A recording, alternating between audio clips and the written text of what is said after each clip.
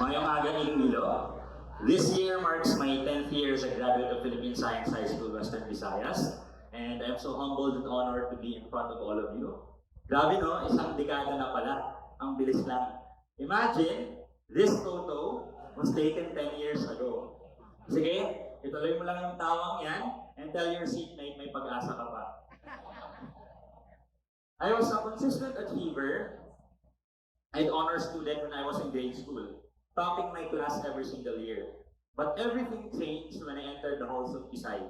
I knew I was with the best of the best, the cream of the crop. I can vividly remember the first quarter of my freshman year, a day that normally excited ako, became the day that I actually dreaded the most. Imagine, Lawrence Arsenio, top 28 out of 30. It was actually devastating and humbling at the same time. But I told myself, whatever story I believe in will be the life I will live in. Kung maniniwala ako na hanggang dito na lang ako, edi hanggang dito na lang talaga ako. So I held on to that belief until one day, eventually, improved and improved. I studied hard, I worked harder, I became number 15, number 11, number 5, and one fateful day of my fourth year, I became number 1 again. It was actually the same experience when I became the captain of Ateneo Blue Bubble Battalion. It was the cheering squad of Ateneo de Manila. Kayo, pag sinabihan ko kayo ngayon, tuturuan ko kayo mag-backflip, ano yung pinakaunang papasok sa mind niyo? Injuries. Di ba? Mababagong ulo mo, mababalian ka. Hindi mo pa nga tinatry, you already planted fear in your mind.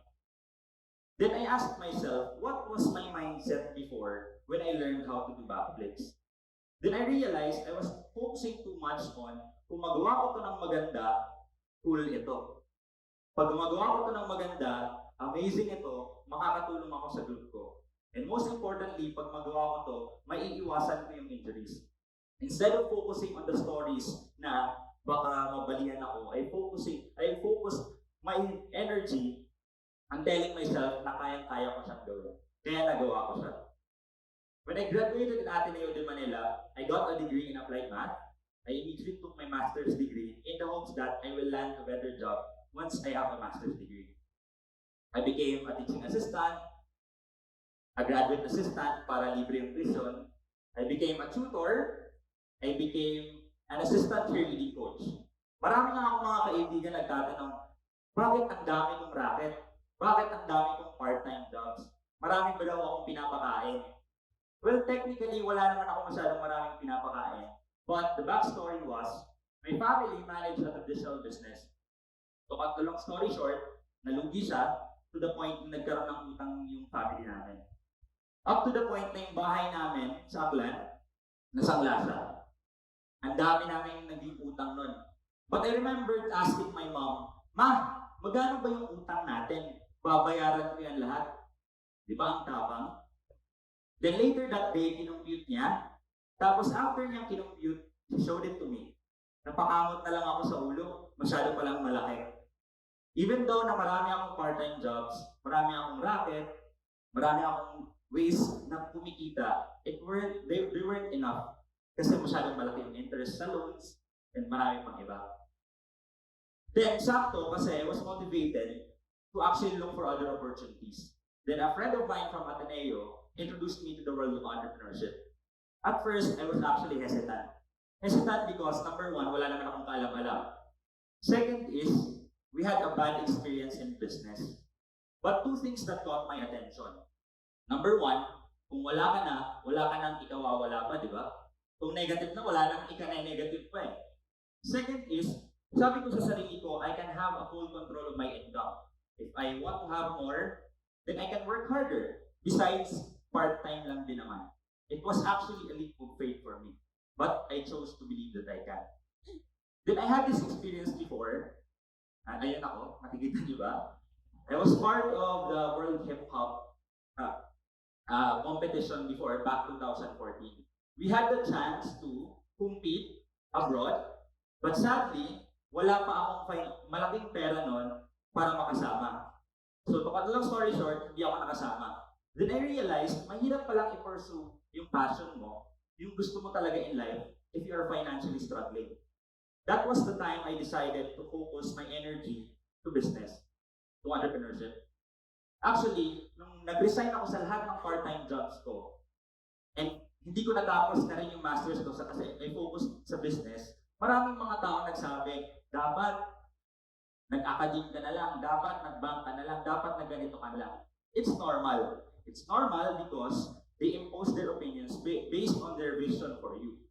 Yun yung nakikita nila para sa'yo eh. But what's the most important thing is your vision for yourself.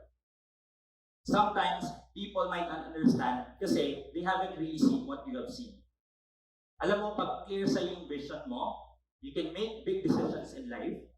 Yes, you can have setbacks along the way, pero ang importante is clear ka kung saan ka pupunta.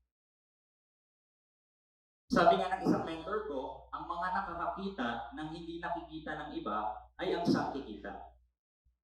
Tama? Ang mga nakakakita ng hindi nakikita ng iba ay ang siyang kikita.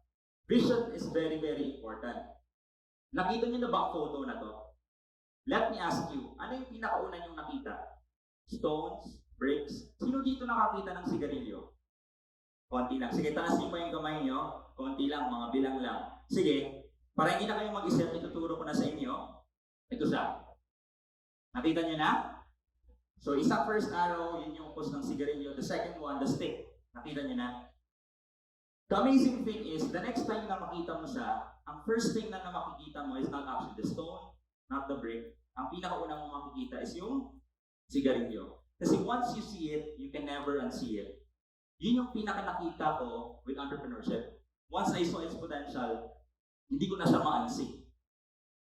Ngayon, when I had a dream, sino dito mahilig mag-PlayStation? Mahilig sa mga cars? Isa rin ako, mahilig ako. Ever since I was a kid, I was playing games. Isa sa mga dream ko when I was a kid was to have my own sports car in the future. Ngayon, sabi nga nila, if you have a dream, if you have a goal, kailangan you have to intentionally create it. That's why I love the message of TEDx this year. Envision, di ba? Envisioning creates a vision is see. Kasi you have to intentionally it. For me, I made my own vision board. Gumawa ko ng vision board. Lahat ng gusto ko in life, nagpa-picture ako. So when I saw one in Fort Iloilo, I posted it March 29, 2016. Tapos nagpa-picture ako, pumasok ako sa loob, finil ko siya, kung ganda ko talaga. Then exactly a year after, with hard work, with sacrifices, and the right opportunity, March 2017, I got my own one. You see, if you really want something in life, kahit ano man siya, if you want to be successful, you have to intentionally create the vision and work hard for it. A lot of people in business, 2 to 3 months pa lang, 3 to 6 months pa lang, they give up. For me, there is no such thing as failure. The only thing na mag-fail ka is kapag you quit. If you don't quit, eventually, success, what you like in life, makukuha at makukuha mo rin. Ngayon, a lot of people, sinasabi nila, ang mga millennials daw impatient. Do you agree? Diba? Pag may gusto pa, gustong-gusto, nandyan na kaagad. I want to share with you this talk. This was in Makati last June. It was entitled Millennials Night. And one question that was asked there, what's the one thing that one must possess in order for you to become successful in entrepreneurship? It was actually a hard question kasi ang daming pwedeng maging sagot. But choosing just one, I chose patience. Patience because in a world that is very instant nowadays, instant coffee, instant noodles, ano ba yung instant? If you want to know something, just get out your phone, look for it sa Google, and then you can have the answer. Some people, sometimes, they tend to expect instant success also. There's no such thing as instant success. You really have to work hard for it.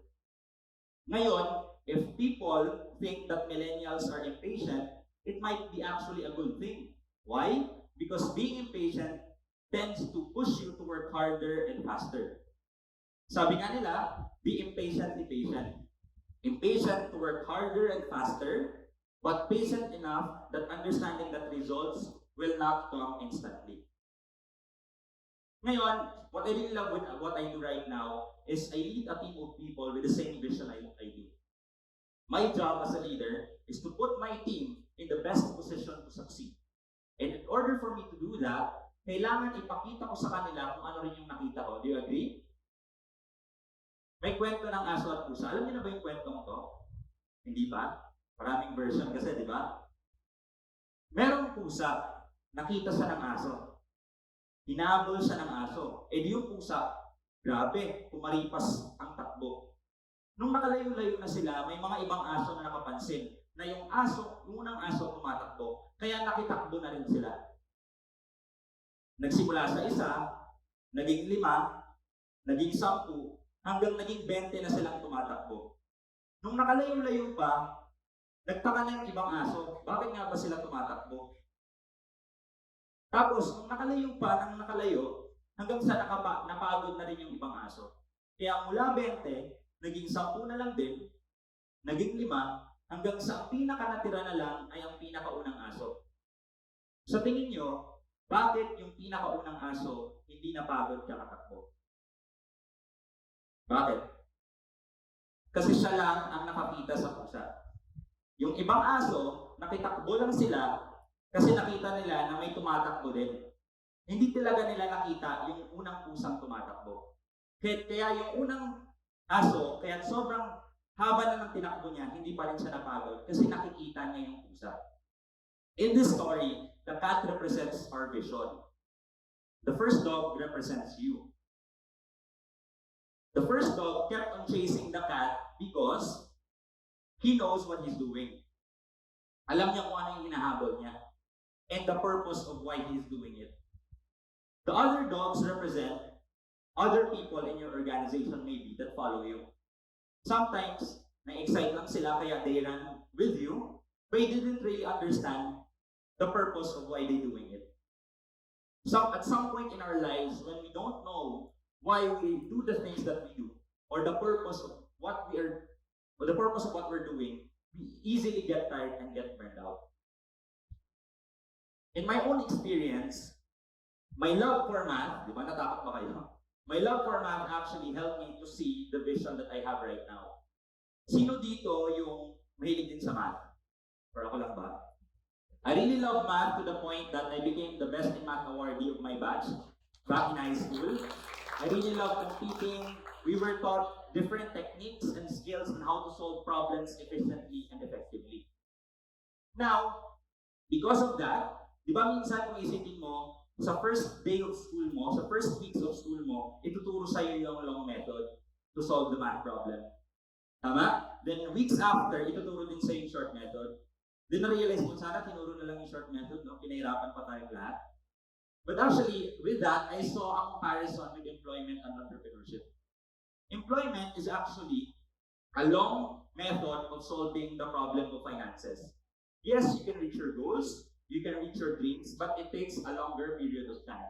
Do you agree? With entrepreneurship, what I saw, it's a more efficient way of solving the problem of finances. Yes, it takes a lot of skill, a lot of hard work, leadership, but the point is, it takes a shorter period of time. Now, if you think of that, pursuing entrepreneurship is not about having more money. Pursuing entrepreneurship is about having more time. The difference between the longer time and shorter time is actually a time that you can save, that you can use to spend with family, a time you can spend to pursue your passion, a time you can spend by giving back to the community. In our organization, we conduct basketball games, medical missions, fun runs, and then the proceeds, we give it back to the community. We donate it to our True Health Foundation, which supports malnourished kids and provides sustainable livelihood in local and international communities. You see, pursuing your goals and dreams, sometimes, di ba sasabihin ng iba, selfish yun. It's not actually selfish. Because the moment that you hit your goals and dreams, you will also inspire other people that their goals and dreams are also possible. Before I end today, meron akong special gift sa inyo. But bago ko gawin yun, okay lang ba itaas niyo yung kanang kamay niyo? Kahit hindi naman masyadong mataas, kahit dito lang. And imagine it with me. I have this chip in my hand, that looks like this. This chip will this is very important and valuable. This chip will remind you that every time you doubt yourself, minsan you want to give up, this chip will tell you that you can keep going and that your goals can come true as long as you continually pursue it. This is my gift for you today. This chip contains the belief that whatever story you believe in will be the life you will live in. Thank you, Pisay. Thank you, Iloilo. Maraming salamat.